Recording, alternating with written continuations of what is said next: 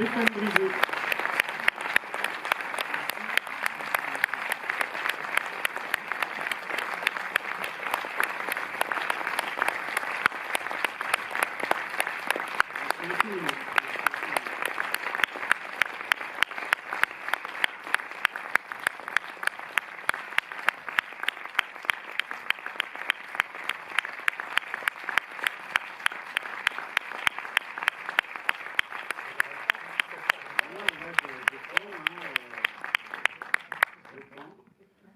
Et merci voilà, de rester. Je dis pas ça pour ceux qui partent, mais c'est facile. Mais en tout cas, merci pour cet échange à venir. Merci pour votre attention, pour vos applaudissements. Voilà. C'est toujours bizarre d'être devant 300 masques parce que. Alors moi, je me suis pas mélangé parce que j'ai chopé le Covid il y a une quinzaine de jours. Donc pareil, je crois qu'on est sécure, hein, c'est ça là. Ouais, okay, je crois. En quelques semaines. Voilà. Je pose 2-3 questions qui vont passer assez vite la parole à la salle. Ouais. Dans la première est banale, mais évidemment on voit un jeu de chant contre chant entre le film précédent En guerre et celui-ci.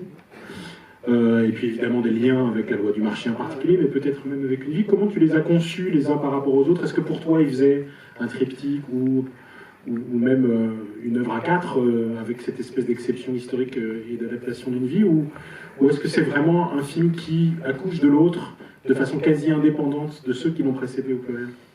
Alors, une vie qui vient après la loi du marché, c'est une particularité parce qu'en fait c'est un film qui est écrit avant la loi du marché et qui a besoin un peu de temps pour se faire financer, et c'est pendant ce temps, un peu d'un an et demi de financement, où je fabrique la loi du marché. Donc il se retrouve à être tourné après, donc c'est un peu singulier. Et pourtant, j'ai le sentiment qu'il fait partie des 4 films, c'est-à-dire La loi du marché, Une vie, En guerre et un autre monde, parce qu'il y a quelque chose qui pour moi relie ces 4 personnages principaux, c'est de vivre chacun une désillusion. C'est des gens qui ont cru en quelque chose de notre monde et de même en l'humain, en l'homme, avec un grand H, et qui vivent une désillusion. Leur expérience, alors Jeanne c'est sur toute une vie, eux c'est en quelques mois, quelques semaines, l'histoire d'une désillusion. Et pour moi en ça ils sont reliés. Alors effectivement, ce n'était pas pensé, la loi de marché en guerre, un autre monde, je pensais pas que ces films allaient exister les uns à la suite des autres. Et puis après, je suis obligé de constater qu'il y a quelque chose de cohérent dans ces 3, et il n'y aura pas un 4e qui viendra. Enfin, il pourrait y avoir d'autres choses sur l'entreprise ou sur des questions comme ça, mais pas. Là, il y a quelque chose qui fait corps à 3, comme ça. Et chaque film a invité l'autre. En fait, les rencontres, parce que c'est aussi des films qui se font avec beaucoup et une majorité d'acteurs non professionnels. Et finalement, chaque rencontre, chaque film a généré des rencontres fortes, des questionnements qui étaient à l'œuvre dès le plateau. En fait, les cadres, l'idée d'aller suivre les cadres, c'est né sur En guerre, en fait. Parce que le personnage de Vincent, le directeur du site industriel, il existe dans En guerre. Il existe. Alors, alors, il se trouve que le gars qui joue le rôle que jouerait Vincent, c'est pas exactement la même chose, mais c'est le bras droit de Marie Drucker. C'est le même mec qui est le directeur de France de l'entreprise Perrin, et qui était aussi dans la loi du marché. C'est un banquier et qui a fait 3 films, avec des vrais rôles, quoi, des beaux rôles. Quoi. Et c'est tous ces gens, tous ces cadres qui étaient En guerre, qui jouaient donc, des rôles de cadres, et qui me racontaient, donc ils portaient l'injonction brutale de fermeture de l'usine totale, et ils me disaient, en fait, tu sais, nous, ça nous est arrivé de faire des choses, de porter des plans sociaux, comme ça, pas forcément aussi lourds. Et il dit, mais c'est... je te le dis, c'est pas nous, ça m'est arrivé d'être dans des situations, putain, pas simples, parce que je trouvais que ça faisait pas sens. Et on l'a raconté, voilà, c'était dans du déjeuner, du dîner, des moments où on tournait pas, et on racontait ces histoires-là. Et c'est pour ça que je me suis autorisé à penser que... oui, ils n'étaient pas forcément tous si à l'aise que ça avec l'injonction qu'ils portaient. Et je me suis dit, ça peut être intéressant d'aller voir de ce côté-là. Et c'était aussi nourri par une rencontre qui a eu lieu ici. Je t'ai vu pour En guerre, et je t'ai vu avec Frédéric Lordon. Je ne sais pas si les gens étaient là. Et en fait, Lordon, alors il y avait eu cette soirée-là, mais il y avait eu un autre moment d'échange avec Frédéric Lordon. et qui m'avait raconté, qui était le premier à me raconter, après les témoignages de ces cadres, à me raconter que cet endroit de l'entreprise, cet endroit du monde, commençait à être sérieusement essoufflé, quoi. Et que c'était un angle mort de notre monde, et que voilà. Et après, je suis allé rencontrer, vraiment pour fabriquer le film, comme j'ai fait pour En Guerre, j'ai rencontré des dizaines de cadres qui m'ont raconté leur histoire. Ils étaient directeurs de sites industriels, ils étaient directeurs généraux France d'entreprises, dans des industries très différentes les unes des autres. Et puis, hommes, femmes, la plupart avaient été écartés par l'entreprise. Certains avaient décidé d'eux-mêmes de s'écarter, mais très peu. Et puis certains aussi avaient fait des burn-out et étaient passés vraiment pas loin de la mort, de se donner la mort, quoi. Et donc, et ce qui était très étonnant, c'était de voir que tous ces récits, à des endroits, dans des entreprises différentes, finalement, se ressemblaient tous un peu, quoi. À un moment, on a plus le sentiment, avec mon collègue Olivier Gors, scénariste, qu'on nous racontait tout le temps un peu la même histoire. Et à partir de là, on commence à fabriquer de la fiction, mais on est passé par des mois et des mois de rencontres avec des gens, de lectures aussi, les lectures importantes, comme celles des livres de Christophe Dejour ou Marianne Dujarrier, notamment. On lit les livres, on les rencontre aussi, on peut aller un petit peu plus loin dans la compréhension de leur travail d'études. Et puis tout ça, à un moment, doit devenir de la fiction. Alors il y a un des cadres qui devient notre conseiller technique pour nous expliquer des choses très concrètes. Combien de personnes autour d'une table, qu'est-ce qui se passe, qu'est-ce qui se dit à ce moment-là. Moi j'ai besoin de faire ce mouvement dramaturgique, qu'est-ce qui peut se passer dans une entreprise, voilà, etc. Enfin, tout se construit, jusqu'à même fabriquer le bilan comptable de l'entreprise. C'est-à-dire que j'ai l'organigramme de l'entreprise précis, je sais qui est autour de la table, je sais l'argent qui est généré, je sais là où ils vont faire des économies, je sais comment ils doivent faire les économies. Et tout est possible. Voilà. Alors ça, c'est pour la partie professionnelle, sauf que la particularité du film, c'est que sans doute, dans tes films récents, rarement a été aussi bien nouée la question de l'intime et du professionnel et du politique. Parce que le film s'ouvre aussi là-dessus, sur le divorce. Parce que c'était le fruit aussi de tous ces témoignages. Alors là, 100% des personnes, des hommes et des femmes, racontaient à quel point leur vie personnelle avait été tellement impactée par toute cette impossibilité à résoudre des problèmes qu'on leur demandait de résoudre, quoi, de faire quelque chose qu'on ne pouvait pas faire, quoi. Et comme ce sont globalement des gens de bonne volonté, compétents, et qui avaient toujours réussi à trouver des solutions jusque-là, eux, ils ont continué à penser que l'impossibilité de faire était liée à une incompétence. Ils étaient devenus incompétents. Donc ils essayaient de résoudre un problème qui n'était pas lié à leur une défaillance personnelle, c'était lié à juste que l'injonction ne fait plus sens. Voilà ce que j'ai essayé de traduire dans le film. Et la manière dont la vie personnelle a été impactée, c'est terrible, tout ce qui était raconté. Voilà, mais après, quand ils me racontaient leur histoire professionnelle, je n'étais pas surpris de voir la manière dont, alors les divorces, évidemment, et les enfants aussi en souffrance, etc.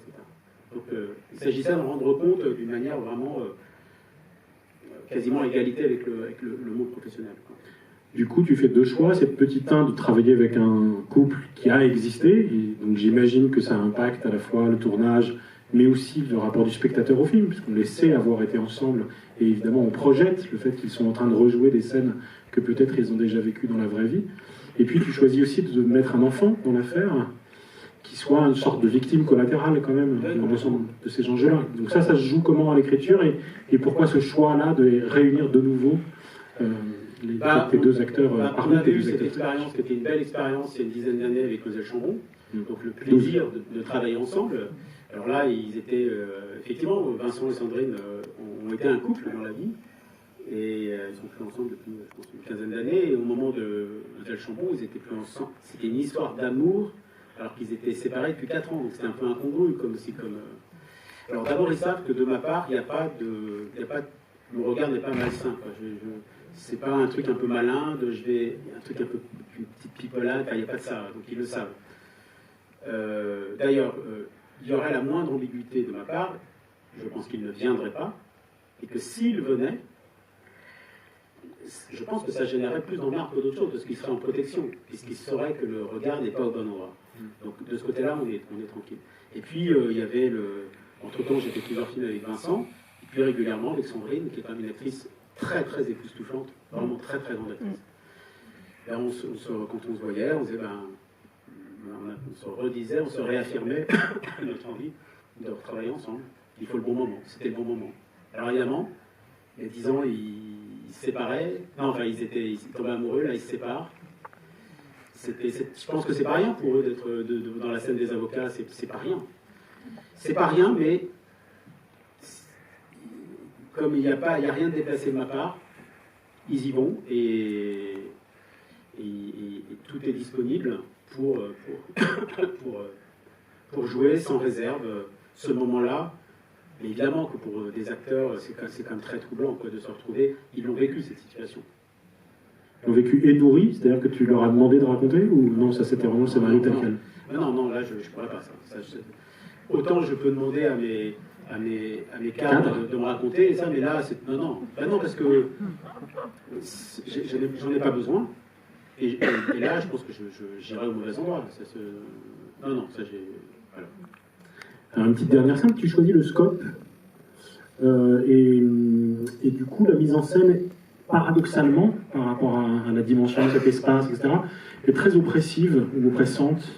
Il y a vraiment une espèce de souffle coupé du spectateur qui voit bien le personnage se débattre, mais qui est pris de tous les pièges, y compris de ces injonctions contradictoires. Voilà. Comment est-ce que toi tu as pensé ce format-là par rapport à cet enjeu de mise en scène, et par ailleurs, comment tu as choisi de tourner, parce que j'ai l'impression que tu as systématisé le multicaméra, et je voudrais savoir ce que ça t'a apporté. Alors oui, là aussi, en guerre, il y avait déjà des scènes à 3 caméras. Globalement, toutes les scènes autour de la table sont à 3 caméras, systématiquement. Et là, la grande différence avec En guerre et la loi du marché, En guerre et la loi du marché empruntent à une sorte de dialectique documentaire. C'est-à-dire que toutes les places de caméra sont celles qu'un documentariste pourrait prendre, en fait. Et là, je savais qu'il y avait nécessité de convoquer plus de fiction, en fait, dans la mise en scène, parce que en référence à un truc que disait Kieslowski, en fait, j'avais entendu dire une fois qu'il était passé à la fiction pour pouvoir passer le seuil de la chambre à coucher. Pour pouvoir rentrer dans la chambre à coucher, il avait choisi la fiction alors qu'il avait commencé comme documentariste. Et je comprenais très bien ça. C'est-à-dire que dans la loi du marché et en guerre, il y a des choses que je ne peux pas. Il y a des scènes que je ne peux pas fabriquer parce qu'il y a une dialectique documentaire. Donc il y a on va dire, je résume ça, un rendu un peu documentaire. Enfin, il y a l'idée de voir un documentaire. Alors après, il y a Vincent Lindon, donc il y a pas, on sait que c'est pas un documentaire, mais les places de caméra sont des places de documentaire, des places de caméra documentaires.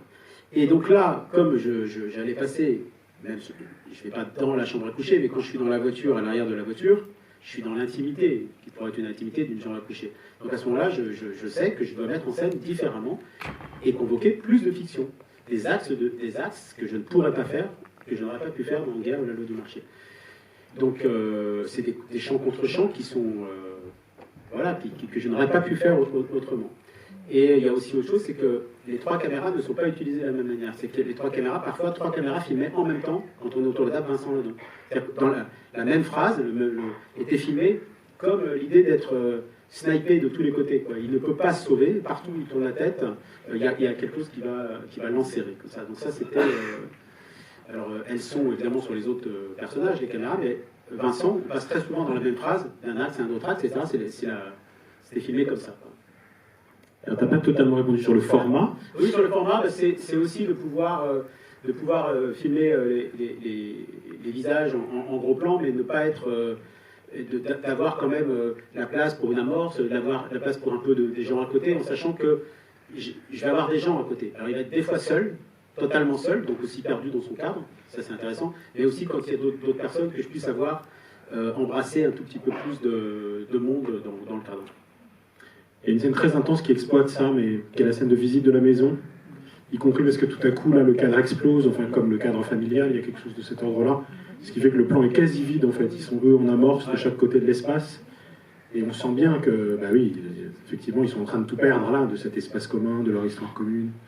Ça, c'est une scène, en fait, sur le papier. Sur le papier, elle est beaucoup plus découpée, en fait. Mais en même temps, il y a quelque chose, je sais que j'arrive sur le plateau avec une scène découpée ou d'une manière un peu classique, les gens visitent la maison, les voient, etc. Et je sais quelque chose qui ne va pas. ça me gratte en fait. Je suis pas à l'aise en fait. Je commence cette scène et avec cette idée de mise en scène, je dis ça va pas le faire, c'est trop explicatif, putain, c'est pas bien, etc. En sachant que les photos au départ, normalement, sont dans cette scène. Et quand je tourne les photos, le plan que vous voyez au début du film, je me dis il peut pas être là. C'est fou de voir que juste ce panneau sur les photos, au moment où je le tourne, comme si le film est tourné à peu près dans l'ordre chronologique, j'ai vécu aussi tout ce qui s'est passé en amont. Et au moment où je tourne les photos, je dis ça peut pas être là, ça peut être un plan de début de film. Et dès le tournage, ce plan pour les photos a basculé. Et puis, ça a d'ailleurs peut-être participé à filmer la scène autrement, en disant il y a quelque chose qui ne va pas, je vois trop de choses en les voyant visiter la maison, je m'en fous de ces gens, je ne les connais pas, il y a quelque chose qui ne va pas. Et donc je leur dis, vas-y, faites visiter la maison comme si c'était votre maison, et je regarde ce que je regarde en fait. Et la seule chose que je regarde, c'est Vincent et Sandrine. Puisque, alors je sais pas, il n'y a pas de condescendance vis-à-vis de ces gens, évidemment, c'est pas ça, c'est qu'à ce moment-là, puisqu'on tourne cette scène après avoir tourné toutes les autres, la seule chose qui m'intéresse, c'est la peine du personnage de Vincent et Sandrine. Et donc je me dis, mais il n'y a que ça qu'il faut filmer. Donc on filme que ça. Et ça fonctionne. Alors c'est 10 prises, je me souviens, on marchait sur un fil parce que c'était très touchy. Parce que là, quel était le niveau d'émotion que Vincent pouvait avoir pour que ça ne soit pas bizarre pour les gens qui se tournent un peu, enfin, c'était très touchy. Voilà. Je me souviens, c'est la 10e prise. C'était très rare que je fasse 10 prises. Qui pose la première question? Oh, c'est tout au fond. J'arrive. Ouais, un truc que je sais définitivement pas faire, c'est de faire des réponses courtes. Je suis désolé. Sans blague. Ouais, c'est fou, quoi. Oui, ça ennuie déjà des gens. Ouais, Moi j'avais en fait deux petites questions. J'avais deux petites questions, mais je vais essayer de formuler ça bien. Tout à l'heure, on a dit qu'il y avait une victime collatérale. Je trouvais qu'il y en avait beaucoup plus. Rien qu'au cercle familial, il y avait quand même l'épouse qui n'arrête pas de se dire « Ah, je suis nulle, ah, je suis nulle ». Enfin, on la sent quand même pas très bien, hein, l'épouse. Objectivement. On la sent pas très en forme non plus. Donc, enfin, on sent quand même qu'au cercle familial, tout le monde est un peu en train de s'effondrer. Et l'autre question que je voulais aborder, c'était par rapport à un autre monde, le titre. Est-ce que ça renvoie à son autre monde à lui, qui l'attend et qui est vert avec sa famille? Ou est-ce que c'est notre monde à nous, où il y a des DRH et des gens, dirigeants, qui se posent des questions, et que peut-être un jour ça va arriver, parce que les témoignages dont vous avez fait état tout à l'heure, je les attends dans la vraie vie, mais peut-être après le 1er mai, mais là pour l'instant je ne sens pas encore de... Non, mais c'est très compliqué pour les cadres de parler, en fait. Quand les gens me confient leur histoire, ils savent que c'est que voilà, ça restera, leur nom ne sera pas donné, etc. Je leur demande s'ils veulent s'ils acceptent que leur nom soit au générique de fin dans les remerciements. Un certain nombre me disent bah non, je veux pas. Voilà, ça leur a fait du bien de parler, de confier quelque chose de leur propre histoire.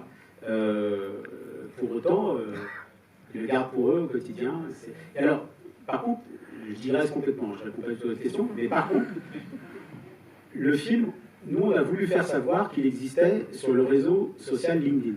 Voilà.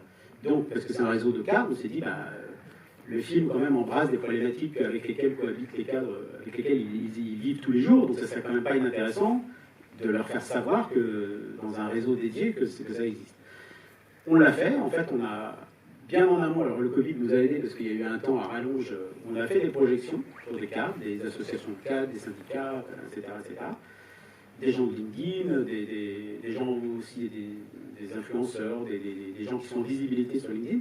Je voulais d'abord savoir si le film, il pouvait me dire que ça les représentait sans trahir quoi que ce soit. Donc déjà, c'est le premier retour positif de ce côté-là. Mais, donc la mayonnaise a pris sur LinkedIn. Voilà, donc, et ça s'est mis à parler du film. Et ce qui est dingue, c'est que là, on m'envoie des posts de paroles de cadres, où c'est leur vrai nom, et je suis très étonné de la liberté que certains ont, pour dire, voilà, toute la souffrance qu'ils ressentent, etc. Parce que, et ils disent des choses que moi-même, je ne permettrais pas de dire. Quoi. Donc j'étais étonné de cette liberté de parole à cet endroit-là, parce que c'est quand même un endroit très voyant. Quoi. Alors ensuite, le titre. En fait, un titre, bon, si ça s'appelle La moquette grise, c'est La moquette grise à un moment. Mais Un autre monde, c'est des titres, il y a plein de portes d'entrée. En fait, ce que vous avez dit, c'est juste. Quand bien même, à la limite, je n'aurais pas pensé, c'est juste. Bah oui, parce que, à un moment, c'est votre film, quoi. Vous en faites ce que vous voulez. C'est-à-dire que toutes vos interprétations, toutes les interprétations qu'on peut avoir, vont avoir avec votre propre histoire, finalement. Donc, si vous y lisez ça, c'est possible. Est-ce qu'un autre monde, c'est le monde d'avant qui est en train de s'échapper, qui était la vie avec sa femme? Est-ce que c'est l'autre monde dans lequel il peut basculer définitivement, très secret, dont il s'est éloigné tout doucement, et avec lequel il va peut-être reconnecter? Toutes les interprétations sont valables. Et l'autre question, c'était sur le... J'entends pas. L'épouse comme victime collatérale. Oui, mais bien sûr, en fait, c'est à la fois l'épouse et à la fois le fils sont des victimes collatérales de lui, de là où il est allé, quoi, de cette impasse dans laquelle il s'est engagé, quoi, évidemment. Et on m'avait raconté, et d'ailleurs même, je crois que Lordon parlait de ça, on parlait à l'époque de ces jeunes dont on peut voir, à peine ont-ils mis un pied dans l'entreprise, ou à peine ont-ils pas encore terminé leurs études, mais on observe des décompensations, c'est ce que fait le fils dans le film, des burn-out en fait, des burn-out de jeunes hommes et de jeunes femmes qui ne voient plus de sens finalement au monde auquel on leur demande de participer. Et j'avais envie d'en rendre compte, mais tout en rendant compte, parce que Anthony Bajon joue l'enfant symptôme des systèmes famille, du système sociétal. En même temps, c'était important, c'est-à-dire qu'il sert l'histoire principale, c'est-à-dire l'histoire principale de son père, c'est-à-dire qu'il est ce que De Jour appelle, ou les psychiatres et psychanalystes qui travaillent, qui Arsène, hein, ouais. Le surgissement du réel. Voilà. À un moment, il faut que, pour que l'histoire de Philippe Lemel puisse potentiellement évoluer, pour qu'il puisse y avoir un mouvement, il faut qu'il y ait quelque chose qui surgisse dont il va s'emparer. Le divorce avec sa femme, les soucis psychiques de son fils sont des éléments qui font partie de ce qu'on appelle le surgissement du réel. Il pourrait dire c'est une connasse, qu'elle se barre et rester dans le déni, de ne pas faire de lien avec quoi que ce soit avec son fils et rester spectateur. Il en fait quelque chose et c'est le seul moyen finalement qu'il peut avoir pour s'en sortir. Sinon, il va rester à essayer de résoudre un problème qu'il ne pourra pas résoudre et comme un petit hamster dans sa cage, à pédaler dans sa roue, j'allais dire indéfiniment. Non, pas indéfiniment, parce qu'à un moment ça s'arrête, parce qu'il y a effondrement psychique. Voilà. Donc ces deux événements vraiment énormes de sa vie participent, parce qu'il accepte de s'en emparer, à la modification de son parcours. Bonsoir, j'ai 3 questions. La première question, comment s'est faite la rencontre entre Vincent Lindon et Sandrine Kiberlin? Deuxième question, combien de tournées de tournage? Troisième question, le budget du film. Alors la première question sur Sandrine et Vincent, l'origine de la rencontre, je ne sais pas précisément, j'étais pas là, mais il y a une anecdote marrante que m'avait racontée, c'est qu'ils s'étaient retrouvés à dîner, alors ils ne se connaissaient pas encore, je vais raconter un truc drôle, qu'ils ont déjà raconté, donc je ne dévoile pas un secret familial, c'est qu'ils jouaient dans un film de Diane Curie, je crois, et elle, au dîner, elle dit à la table, et Vincent est dans la table, il y a un mec, mais tellement sexy dans ce film, un mec qui, à un moment, qui est autour de la piscine et Vincent croyait que c'était une blague, parce que c'était lui. Et donc il ne savait pas s'il fallait qu'il réagisse, parce qu'il pensait que c'était une vanne, quoi.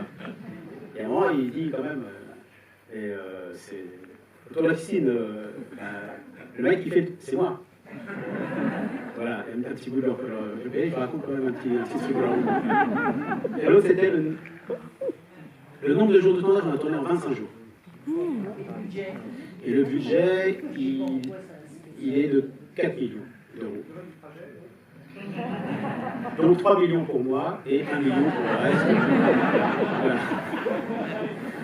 Voilà. Bonsoir. C'est vraiment l'idée du partage à la gauche. J'y vais. Bonsoir. Bonjour. Moi, j'avais 2 questions. Je vous ai entendu la semaine dernière lors d'une de vos interventions médiatiques. C'est vieux, hein, c'est ça que vous dites? Sur le fait de bosser avec des comédiens non professionnels, qu'un acteur ne pouvait pas tout jouer, ce qui pouvait paraître contre-intuitif. Je ne sais pas si vous pouvez développer un peu ce point. Que je disais qu'un non professionnel ne pouvait Non, pas... qu'un acteur professionnel, justement, ne pouvait pas non, tout jouer. Non, je n'ai pas dit ça précisément. Ah. J'ai dit que les professionnels, enfin, la phrase que je dis, c'est que ce que font les non-professionnels, la manière dont ils le font, aucun professionnel ne peut le faire comme ça. Et ce que font les professionnels, aucun non-professionnel n'est capable de le faire. C'est précisément la phrase que je connais par cœur, parce que voilà, c'est précisément comme ça que je tourne la réponse. Et tout le temps, ça j'en suis sûr. Et il y a un truc dont je suis assez persuadé, c'est que, par exemple, dans une réunion, il y a Vincent et que des acteurs non professionnels, j'aurais 10 Vincent Lindon, 10 personnes de ce niveau-là, je pense que la scène serait moins bien. La manière dont il y a un aller-retour entre ce que porte Vincent, ce qui est quand même l'élément central, le pivot central, les murs porteurs de toutes les séquences, c'est Vincent, systématiquement. Et la manière dont ça dialogue entre Vincent, le professionnel, et les non-professionnels, ça crée quelque chose assez étonnant et qui ne fonctionnerait pas, selon moi, dans ce cadre-là qu'avec des professionnels, puisqu'ils convoqueraient autre chose de leur technique, de leurs habitudes de travail, etc. Donc là, j'aime bien cet équilibre-là. Et ce que font Sandrine, Vincent et Anthony, et à aucun moment je commence à caster des non-professionnels. C'est trop, c'est un métier d'être acteur. Après, certains sont plus ou moins capables de faire quelque chose de très étonnant. C'est ce que fait Marie Drucker. Elle n'est pas actrice, Marie Drucker. Elle était journaliste. C'est très étonnant, comme ce que font tous les autres. C'est très étonnant. Pourquoi tu es allé la chercher? Alors, en fait, je n'y aurais pas pensé si je ne la connaissais pas. Mais elle n'est pas comme ça dans la vie. Donc, par contre, elle a un truc, c'est qu'elle a une intelligence, elle va très très vite. Elle a quelque chose de très... Ça va très très vite pour prendre des décisions. Voilà, elle a un truc très carré comme ça. Et je me suis dit, tiens, si je lui donnais une matière, cette matière-là, dans sa façon de fonctionner, très très carrée, très rapide, très intelligente, ça peut le faire, puisque je cherche ça. Voilà. Et d'ailleurs, et si je prenais quelqu'un dans la vie qui est comme ça ne marcherait pas. Parce que la personne se planquerait et essaierait d'être moins... Elle se cacherait d'une certaine manière. Et là, Marie, je lui ai dit, parce que ça c'est un truc... Personne ne fait quelque chose dans le film.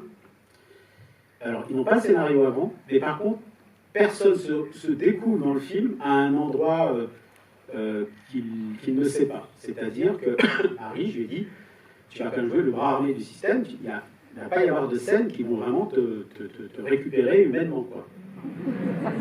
Effectivement. Et elle m'a dit, ça m'amuse de le faire. Donc elle a fait le casting, comme tout le monde.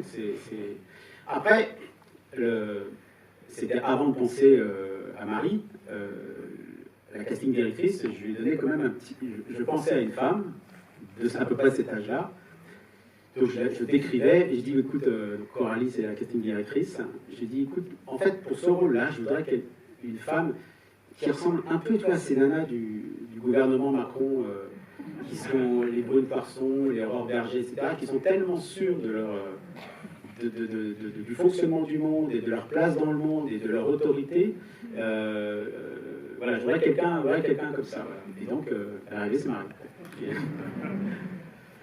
Ouais, après je rends le micro. Juste sur le choix de la fin, est-ce que ça veut dire, je vais trouver, c'est un état de fait, mais un peu fataliste, est-ce que ça veut dire que le salut n'est possible qu'en quittant le système, ce qu'on voit à un moment donné comme une tentative d'essayer de renverser un peu les choses qui ne fonctionnent pas.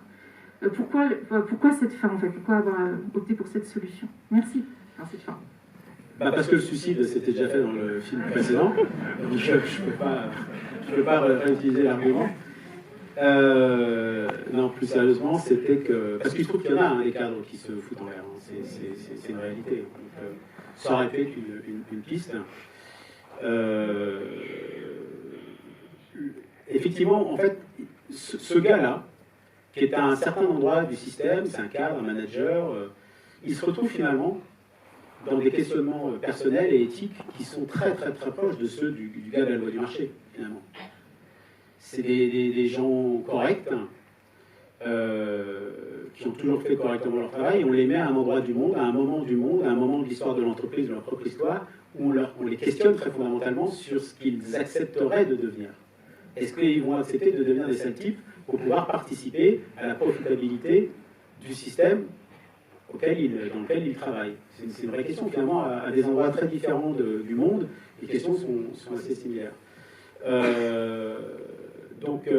Et le constat qu'on fait, c'est que le seul moyen de pouvoir s'extraire de ça, ça ne peut être qu'une décision personnelle. C'est terrible, en fait.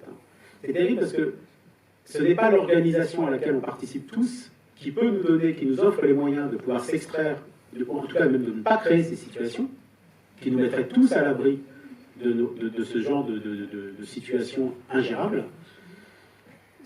Le système est ainsi fait à certains endroits. Je ne suis pas le procureur de l'entreprise. Il y a évidemment des endroits où on bosse correctement, normalement. Il y a aussi suffisamment d'endroits qui dysfonctionnent en lien avec des mécanismes financiers que je décris, voilà, qui amènent les individus dont le système a besoin de la pire part des individus pour continuer à fonctionner. Voilà. Et la décision peut être que personnelle. Et c'est tragique parce que ça passe par un suicide social. C'était le cas pour le gars de la loi du marché, c'est le cas pour Guy. Alors ils n'ont pas le même compte en banque, donc ça ne les impacte pas de la même manière. Mais voilà, alors j'avais envie de lui offrir ça. Peut-être aussi qu'en lui offrant ça, à la fin, ça rend le film supportable. C'est-à-dire qu'on peut accepter la brutalité de tout ce qui est à l'œuvre dans le film, et ce gars, on finit par s'y attacher. Donc une petite porte de sortie et quelque chose d'assez bienveillant pour lui, quoi, et il dit il y a peut-être quelque chose qui va pouvoir se reconstruire. J'aime assez pour avoir eu envie de lui offrir ça. Je ne suis pas certain que ce soit la majorité des gens qui peuvent le faire. Voilà. Pardon, mais ça c'est l'avant-dernière scène. Il y a une scène très belle derrière, qui est la scène de promenade avec les trois personnages, Ouais.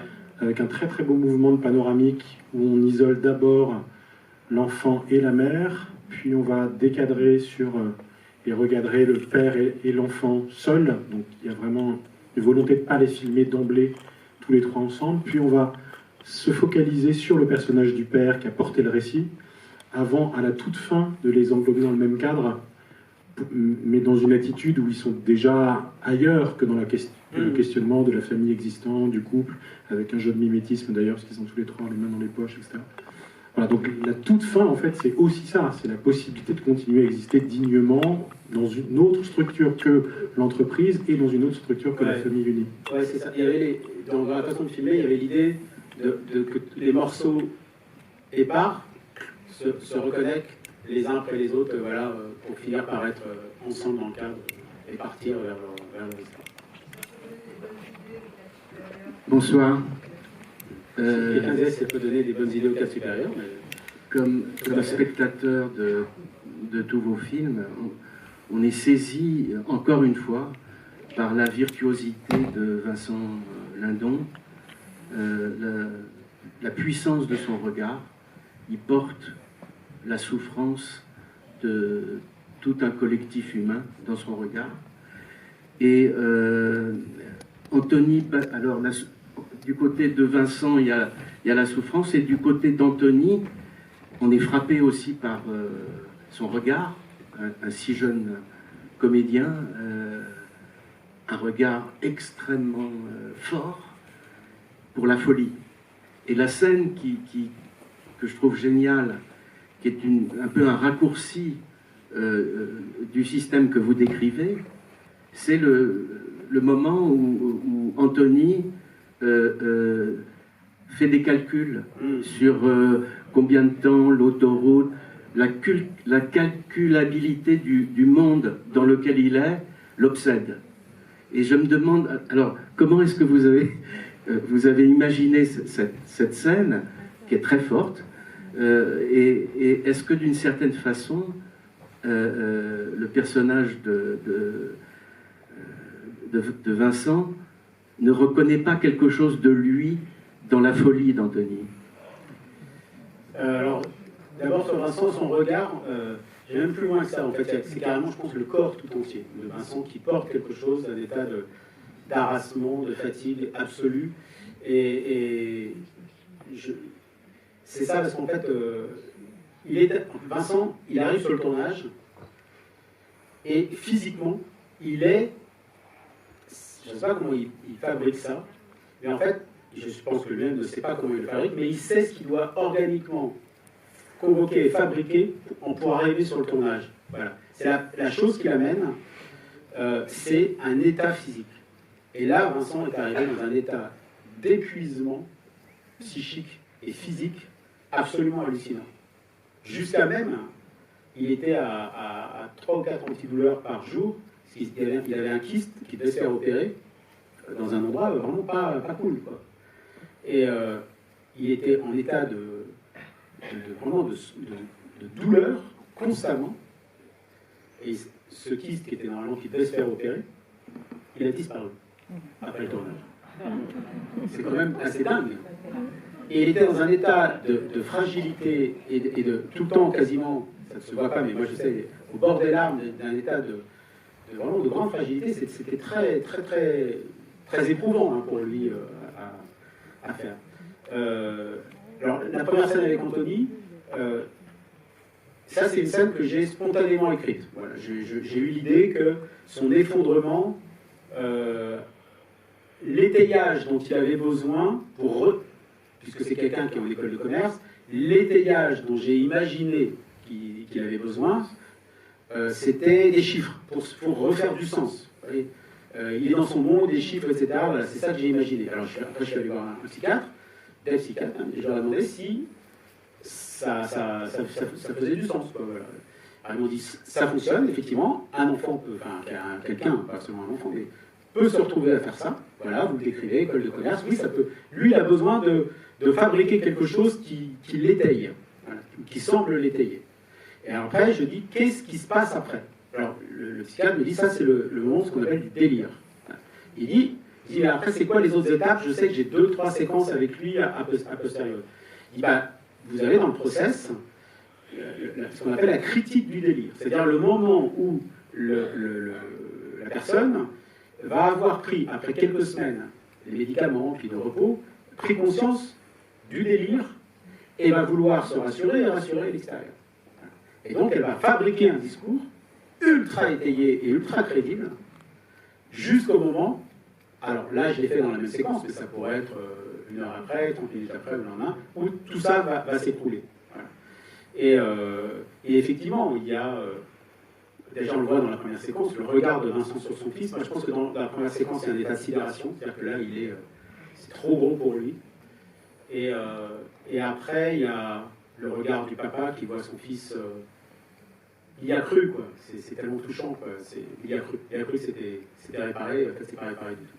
Voilà. Mais ça, c'est en allant voir les vrais professionnels, mais comme mes cadres, en fait. C'est-à-dire que ce qu'ils me racontent, moi, je ne sais rien du tout au départ. Je n'en sais pas plus sur un plan social que sur quoi que ce soit. Et on est... Enfin, en tout cas, je suis certainement plus habité par des a priori, des clichés, et plein surtout de carences. Ben, il faut bien que j'aille chercher la matière quelque part, donc les gens racontent leurs histoires, et puis après, j'en fais de la fiction. Et là, le psychiatre, c'est pareil, il dit qu'est-ce qui se passe après dans le process? Et c'est parce qu'il me dit ça que je fabrique la séquence avec Mark Zuckerberg, et ça, mais c'est lui qui me dit ce qui passe. Alors, il me donne plusieurs étapes, et je choisis de m'intéresser à celle-là pour fabriquer la séquence. Monsieur. Oui. Est-ce que c'était un choix? Je suis là. Là. Sur votre gauche. Ah oui, pardon. Est-ce que c'est un choix délibéré d'avoir mis Marie Drucker et les directeurs sont tous des hommes? Et la seconde question, c'est sur la scène avec le patron américain. Est-ce que c'est délibéré d'avoir justement mis un patron américain et pas un patron français, par exemple? Alors, est-ce que ça rajoute à la violence pour vous? Est-ce que... Non, parce que je trouve que les Américains n'ont pas confisqué la violence. Ils l'ont très largement structurée au départ dans une politique ultralibérale, puis après ils ont essaimé la bonne parole tout au travers de la planète, mais je reprends à rebours. Le fait que ce soit un Américain, dans le film précédent c'était un Allemand, c'est pas non plus une référence à quoi que ce soit, ça pourrait être un Suédois, mais on a les mêmes en France. Je pense qu'on a des grands patrons d'industrie qui peuvent évidemment avoir la même brutalité, évidemment, quoi, puisqu'ils fonctionnent avec les mêmes outils, donc il faut bien gérer les mêmes choses. Il était américain. Après, il y a ce qu'on voit d'un film et puis ce qu'a été un scénario à un moment. En fait, il est américain. Il y avait nécessité qu'il soit étranger parce que je voulais pas que la scène se fasse. Je voulais ce truc de distance et que s'il était français, ils iraient à Paris et on l'aurait déjà vu dans les autres séquences potentiellement. Voilà. Donc je voulais que la scène se fasse à distance. Ils ne vont pas prendre l'avion pour les États-Unis pour faire ça. Donc, ce truc à distance m'intéressait. En fait, il y a peu de gens qui savent. En fait, au départ, le scénario avait une quinzaine de pages de plus. Et il commençait par une scène aux États-Unis, à Las Vegas, dans un immense, dans vous savez, les grandes salles qu'il y a au César Palace. Ils ont des salles de réunion énormes. Et j'avais écrit une scène avec un patron américain, très charismatique, tellement cool, qui racontait une histoire où il convoque aussi le personnel, les histoires personnelles pour vendre un peu leur camotte. Et parmi les cadres, Vincent était parmi les cadres. Alors en fait, ce qui se passait qu'à ce moment-là, Vincent était le DG France, ses homologues étaient des DG genre allemands, italiens, espagnols, etc. Et Marie, le personnage que joue Marie, était la responsable Europe. Voilà. On en était là dans une première étape de scénario. Et ce patron, j'avais préparé un discours de 8 minutes, tellement cool, tellement sympa, le patron américain où ils savent manier la générosité, les trucs émouvants, etc. Et ce même mec hyper cool, on le retrouvait à la fin, comme vous voyez la séquence. Et en fait, je voulais Georges Clooney. Parce que je trouve c'est un bon acteur, mais qu'il est tellement cool. Il a inventé la politude. Et donc, alors c'est pas pour faire le mec qui frime, mais donc j'ai échangé des mails avec Georges Clooney. Et j'ai eu le mail de Georges Clooney par Joël Cohen. C'est pour vous dire qu'il y a d'autres gens. Mais il n'y a pas de frime, là, t'es sûr qu'il n'y a pas de frime? En fait, c'est marrant, c'est très drôle. En fait, les hasards de la vie. Quand Vincent a eu son prix à Cannes en 2015 pour la loi du marché, les présidents du jury, c'était Joël Cohen et Ethan Cohen. Ils ont sympathisé, donc le lien est resté. Donc, avec Vincent, on parlait des Américains. Tiens, putain, Clooney, ça serait dément. Il dit, bah, j'ai le mail de Joël Cohen. Je vais lui demander si tu peux lui écrire. Et cette qualité, ils ont cette qualité, les Américains qu'on sait, c'est que dans le travail, ça va très vite. Voilà. Donc, ça passe en 24 heures. J'ai donc Joël Cohen. Et moi-même, quand je fais d'ailleurs Joël, c'est bizarre, quoi, honnêtement, c'est très étrange. Quoi. Moi-même, j'y crois pas. Alors après, il y a d'ailleurs George, j'y crois toujours pas. Alors ça repasse dans Google Traduction un nombre de fois. Mais il vaut mieux, parce que si tu le prononces comme ça, il répondra jamais. Et donc, c'est vraiment pas pour faire, c'est pour vous faire sourire, que je me retrouve, je pense à Clooney, et hop, quand il dit « Ah, mais c'est une excellente idée, je lui demande si c'est possible qu'il t'écrive, enfin que tu lui écrives. » 24 heures plus tard, il dit « Tu peux lui écrire. » Voilà. Et Georges Clooney, mais je connais la loi du marché, j'ai vu le travail, je connais le travail de Vincent Ladon, c'est étonnant, quoi. Et puis après, on a un échange de quelques mails avec Georges Clooney, et vous avez vu que ça ne s'est pas fait. Et ça m'a semblé tellement facile d'avoir accès à ces gens-là, que là, on était avant l'été, alors ça remonte à 2019. parce que le film était tourné en 2020. Ça remonte à deux. Donc finalement, bon, ça peut pas se faire le soir d'emploi du temps, me dit-il. On n'avait même pas encore abordé la question de l'argent. Et comment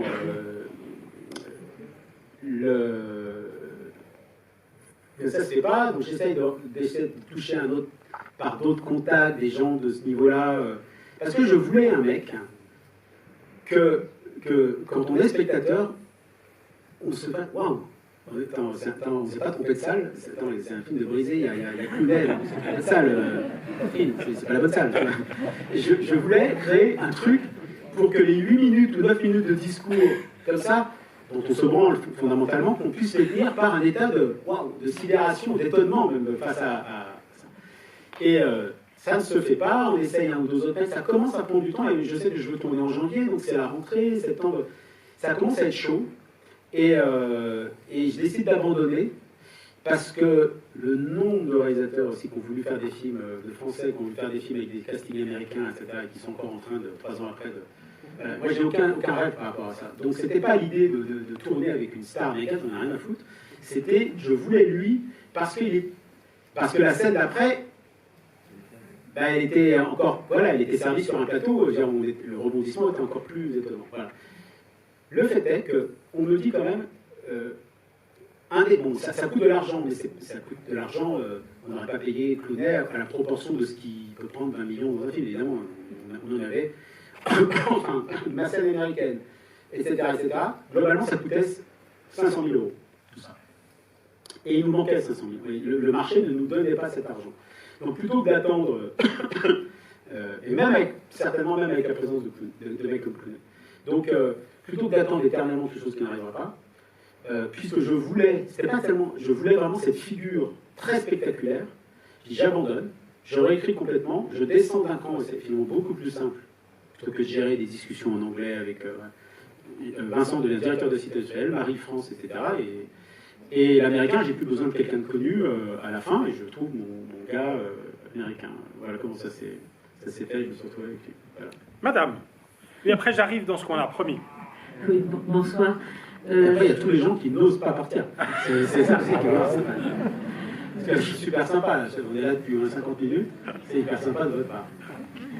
Je voulais évoquer avec vous le générique de fin, avec la chanson d'Anne Sylvestre, et dans la très longue liste des remerciements, elle apparaît en premier, donc je voulais savoir si vous aviez eu l'occasion directement de lui demander l'autorisation. C'est pour ça qu'elle est en premier, parce que j'ai échangé avec elle par message, en fait, par mail. Je lui ai demandé l'autorisation de prendre la chanson. Et elle n'était pas, contre que j'utilise la chanson, mais elle dit mais elle a déjà été utilisée, cette version-là, j'aimerais que vous en utilisiez une autre, s'il vous plaît. Alors, j'allais pas lui dire non d'entrée de jeu, je dis proposez-moi la version que vous voulez. Et en fait, elle me proposait une version publique. Donc, ça veut dire que elle ne savait pas l'endroit du film, et vous imaginez, en fait, finir le film avec les applaudissements du public, et ça ne marchait pas. Donc, j'ai dû lui expliquer que c'était vraiment cette version-là, puis elle était chantée totalement différemment. Et donc, j'ai insisté en disant c'est vraiment cette version dont j'ai besoin, j'aimerais beaucoup que vous acceptiez, et puis finalement elle a accepté, et puis elle a disparu il n'y a pas très longtemps. Et donc c'est important de la remercier en premier, parce que c'était chouette qu'elle me permette de l'utiliser, cette chanson. Et j'y ai repensé à cette chanson en entendant la version de Lerme, Chéral et Albin de la Simone. En fait, je la connaissais, cette chanson, mais elle m'est revenue à l'esprit. Ils ont fait une belle adaptation de cette chanson. Mais elle est en public, donc je ne pouvais pas l'utiliser. Voilà. Et c'était bien de la mettre en contrepoint de ces gens qui doutent. Elle aime les gens qui doutent, face à un monde qui tellement ne doute pas, tellement plein de certitudes, que c'est important de la remercier en premier. Donc, je reviens avec Vincent London. Et pour moi, donc, j'ai vu Un autre monde, et par la suite, je suis allé voir La loi de marché, donc avec les deux personnages que j'ai trouvés aussi très similaires. Donc il y a ces côtés dans leur niveau, c'est des gens très honnêtes avec eux-mêmes. Donc très, je venais dans le cas genre je vais me démerder pour trouver une solution. C'est ça que j'ai senti dans ces deux personnages. Et du coup, là, c'est dans Vincent, c'est que je vois soit dans un personnage comme dans l'autre, il y a quelque chose, c'est dans les corps qui est très fort, même quand il est en silence, quand il n'y a rien qui s'y passe. Donc on sent les états d'esprit du personnage, on sent la lourdeur, tant pour un comme pour l'autre. Mais en même temps, on sent aussi qu'ils sont des classes complètement différentes. Donc on a affaire dans un autre monde avec un bourgeois, avec une façon de parler bourgeoise, une façon de bouger aussi bourgeoise. Et avec l'autre, un ouvrier, on sent aussi des classes différentes. Et ça, je trouvais très étonnant parce que je l'ai vu pratiquement un jour, j'ai vu un autre monde, le lendemain, j'ai vu ce film. Du coup, je voudrais savoir comment vous construisez ça ensemble. Est-ce qu'il sait quelque chose? Comment ça se passe, cette dynamique entre vous? Il n'y a pas de grand discours entre nous. Il y a très peu, il n'y a pas d'échange sur la notion de psychologie, de personnage, etc. Il n'y a pas de tout ça. En fait. Tous ces discours-là n'existent pas. Il y a, ce que je vous disais tout à l'heure, Vincent, c'est quelqu'un de très organique, très animal, et qui arrive, la première chose qu'il va amener, en fait, et presque la seule chose, indépendamment de savoir son texte, le texte sort bien parce qu'il est physiquement, organiquement au bon endroit. Donc, je ne sais pas comment il s'imprègne de la chose, mais c'est une vibration qu'il tire du récit et qui l'amène à être physiquement à un endroit. Après, le costume joue aussi, parce que c'est très important le costume. Dans les deux d'ailleurs, sur la du marché, là, il a un costard, mais c'est pas le même costard, c'est pas la même cravate, c'est pas la même chemise, c'est pas le même truc. Et tout ça compte. Et il y a nécessité d'arriver avec le corps habité par la bonne vibration. Donc ça, c'est le mystère des acteurs, des grands acteurs. Oui, merci. Alors attendez, je crois qu'il y a une... Oui, alors Vincent, il a lu une fois le scénario pour me dire s'il acceptait de jouer dans le film. Et puis après, je lui dis, tu l'as lu une fois pour me dire oui. Après, tu ne reverras jamais le scénario, tu l'auras la veille au soir, la veille de tourner la séquence, je te donnerai la séquence. Voilà. Oui, ça c'est la règle du jeu pour tourner. Et les acteurs non professionnels, c'est la même règle du jeu, c'est-à-dire qu'il ne découvre pas les séquences en amont, il a exactement la même chose au même moment que tout le monde pour faire le travail. Il n'est pas logé à une autre enseigne que les acteurs non professionnels. Oui, vous en parliez un peu au début, il y a le lien avec les lieux. C'est là, moment bouleversant où il y a la visite pour vendre la maison. Ça m'a évoqué, bien sûr, quand, dans la loi du marché, ils sont obligés de vendre la caravane. C'est exceptionnel quand il y a la visite de la caravane aussi. Ça m'a fait penser à ça. Ou alors dans En guerre, quand le délégué CGT, un peu avant la fin, un peu avant de s'immoler, il passe dans l'usine qui est vide et abandonnée.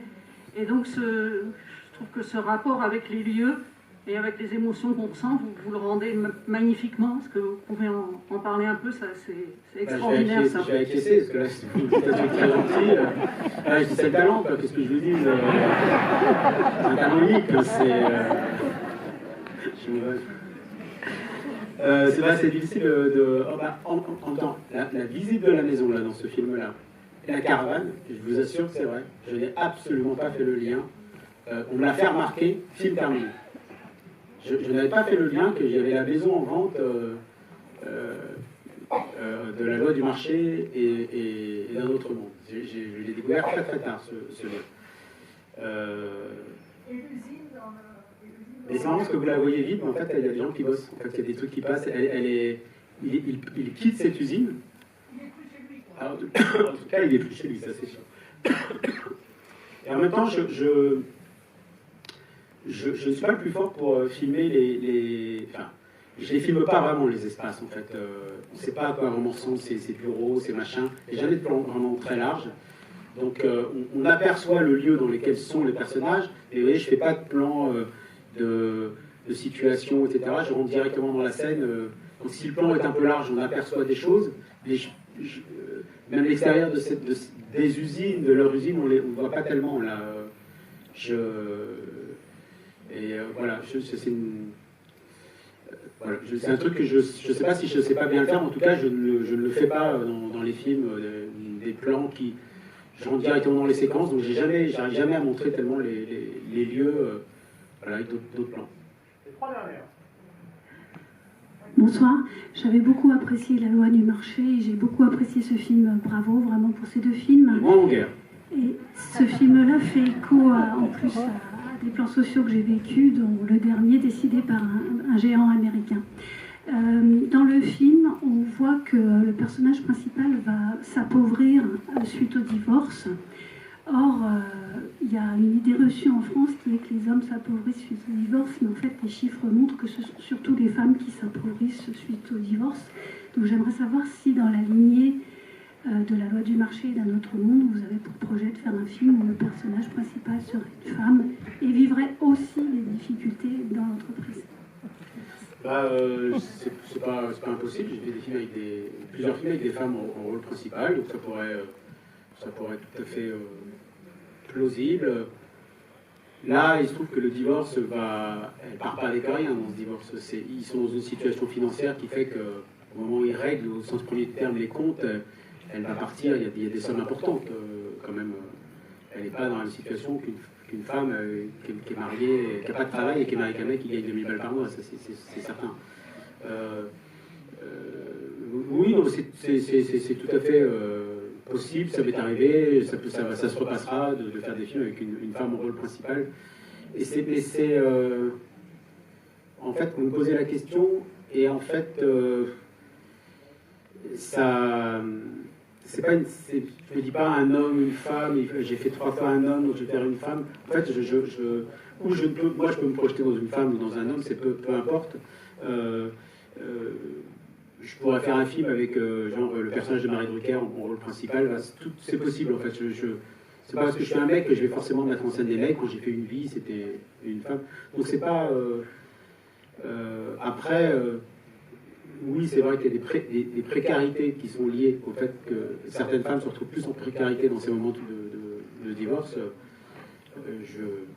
Oui, je pourrais peut-être le faire, pas forcément pour mettre en scène cette précarité-là précisément, mais peut-être. Oui, donc j'avais essayé d'être rapide. Première question, c'était, on voit que le fils, effectivement, il a des symptômes, il reflète l'éruption du réel, mais il est dans le délire. Et finalement, il va être placé d'office dans un hôpital psychiatrique.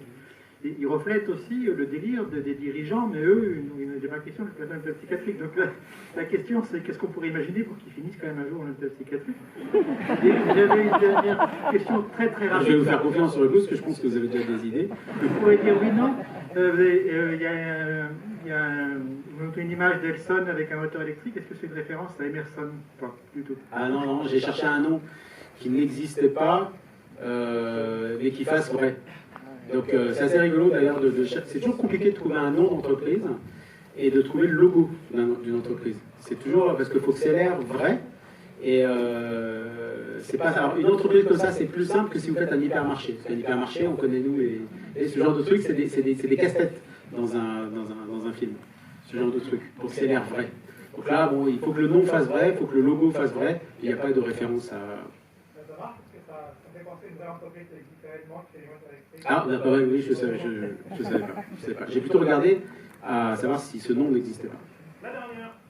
Bonjour, je voulais vous remercier pour le film déjà et pour un plan que j'adore. Et si le film était mauvais, ce plan le sauverait. Et il se trouve que le film n'est pas mauvais, donc tant mieux. C'est la scène juste après que Vincent Lindon a été confondu par les syndicalistes qui lui ont fait écouter l'enregistrement.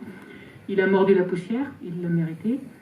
Et il est dans sa voiture et il pleut. Lui, il pleure pas, mais il y a plein de gouttes sur la vitre. Et pour moi, les gouttes, c'est toutes les larmes qu'il y a à l'intérieur de son corps qui sortent pas. Et j'adore enfin, pour moi, c'est magique le cinéma quand ça fait ça. Quand l'image seule exprime. Oui, mais alors, cette image, en fait, quand il pleut en vrai dans la vie. Oui. C'est-à-dire que je me suis pas dit, tiens, ça va être intéressant parce que je vais faire pleuvoir. Il a plu. Et j'ai pris ce qu'il y avait, parce qu'on peut des fois fabriquer la pluie, mais on ne peut pas empêcher la pluie. Et c'est drôle comment quelque chose qui m'a été imposé se retrouve à un endroit du film qui fait incroyablement sens. Et moi-même, quand je montais la séquence, à cet endroit-là, je disais, putain, mais qu'est-ce que c'est? Mais c'est incroyable. Il ne pleuvrait pas, je l'aurais monté, évidemment. Et qu'est-ce que c'est mieux avec la pluie? C'est la grâce, vous avez eu la grâce. On devrait conclure avec ça, mais il y a toujours la question en trop. C'est maintenant. En tout cas, non, parce que j'ai zappé, monsieur, tout à l'heure en montant les marches. Je vais vous dire quand même un truc, c'est que comme là, ça commence à, je pense que je commence à être sérieusement chiant, parce que ça fait trop longtemps, il y a au moins la moitié des gens qui ont envie de partir, je suis sûr. Non, mais dites quand même du bien du film, vous oubliez ce moment, comme un truc de Man in Black, tout ça, vous oubliez ce moment, et j'espère que vous parlerez en bien du film, vous oublierez ce moment un peu, en tout cas que je prends grand plaisir à partager avec vous. Et attends, t'as pas encore entendu la dernière question? Ah, la dernière question. Justement, à propos du film duquel je pense grand bien, il s'agit de, et je le dirai autour de moi, je pense à la distribution dans le pays. Je crains malheureusement que ça reste encore dans des cercles un peu d'initiés et que ça ne soit pas vu par tous ceux qui devraient le voir. Même dans les écoles, je crois, pour une raison de démocratie, qu'ils voient un petit peu, pour qu'ils puissent choisir le monde dans lequel ils pourraient vivre. Alors, dans la mesure, je termine, dans la mesure où ce à quoi vous avez fait allusion au début, je ne mesure absolument pas, vu mon âge qui commence à être avancé, c'est-à-dire tout ce qui se passe un peu underground, les réseaux, les machins, vous y avez fait allusion, mais ça, je ne mesure absolument pas. Ben moi-même, je ne mesure pas parce que je n'ai ni Facebook, ni Twitter, ni Instagram, ni évidemment TikTok, ni le dernier que j'ai parlé, LinkedIn, voilà. Il m'a dit Tinder, ouais. Ça, on t'a reconnu. C'est pas un réseau social, Tinder, c'est une appli de rencontre. Ça, je connais. Ah oui, non, en fait, vous pourriez avoir raison que ça reste un peu trop confidentiel, mais il se trouve que le film est sorti mercredi et le film marche très très fort. Et ça, c'est quelque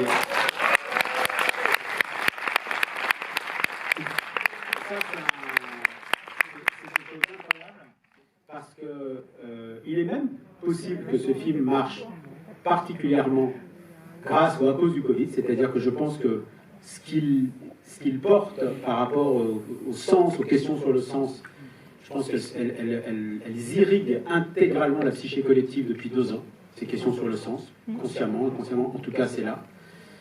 Ça c'est une chose. Les salles vont mal, hein. Enfin, c'est-à-dire que les films en salle, il y a des très très très bons films qui ne rencontrent pas le public.